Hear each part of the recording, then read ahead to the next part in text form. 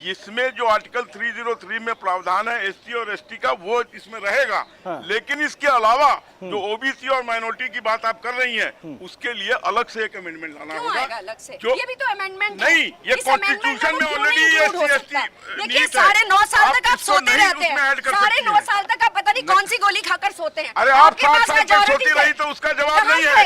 हमको 9 साल में 3 साल भारत की पहली राष्ट्रपति लेके आए तो किया क्या, लेके आए तो आधार में लटका के रखा, लेके आए तो उसने अपने पारित करा दिया, लेके आके आपने आधार में लटका के रखा, आधार में लटका के रखा। फोन को यूज कर रहे हैं वो राजीव गांधी की देन है। आज आप अभी फोन की बात नहीं हो रही है, अभी महिला आरक्षण में महिला आरक्षण पे रहने बेटर होगा। प्रियंका जी लड़की हूँ लड़ सकती हूँ के नाम से उन्होंने 50% स्वेच्छा से बिना आरक्षण के उत्तर प्रदेश के इलेक्शंस में उन्होंने दिया। आप कह दीजिए इसके बाद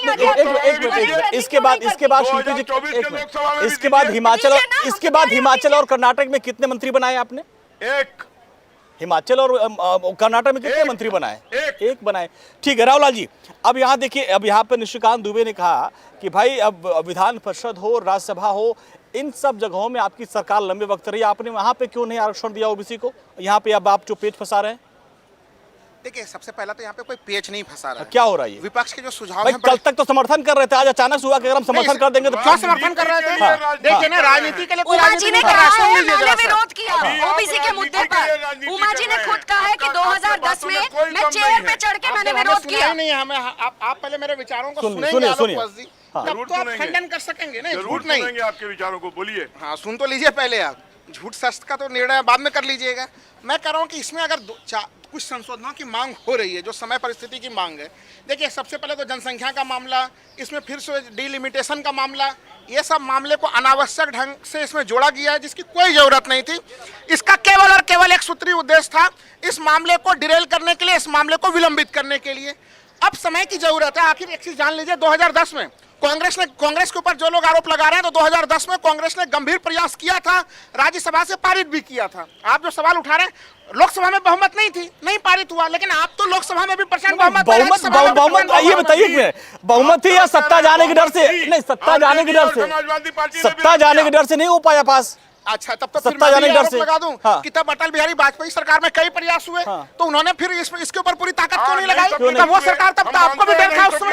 उन्होंने कहा था, नहीं अटल जी ने भी माना था, अटल जी ने माना था कि हमारे पास बहुमत नहीं है। आपके यहाँ तो सत्ता करने का डर था।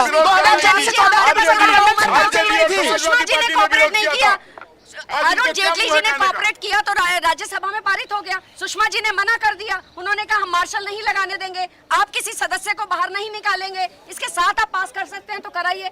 आपको पता है कि स्थिति में 2010 में बिल पास हुआ है राज्यसभा में, कैसे मार्शल्स लगाने पड़े, कैसे नारेबाजी हुई, कैसे लोगों को बाहर निकालना पड़ा। उमा जी खुद कह रही है कि मैं कुर्सी के ऊपर चढ़ के विरोध किया।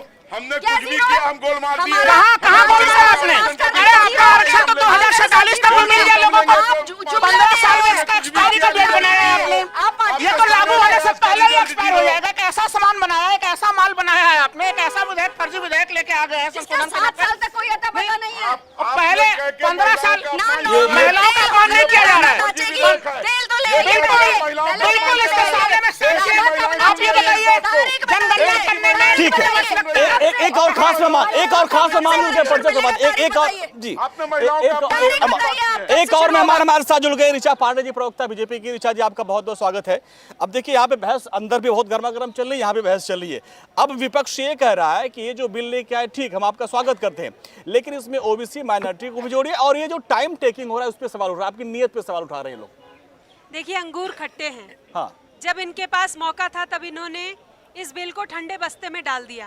कांग्रेस पार्टी की जो अध्यक्षा थी, उन्होंने कहा कि मेरी पार्टी के आदमी इस बिल का सपोर्ट नहीं कर रहे, मैं असहाय हूँ।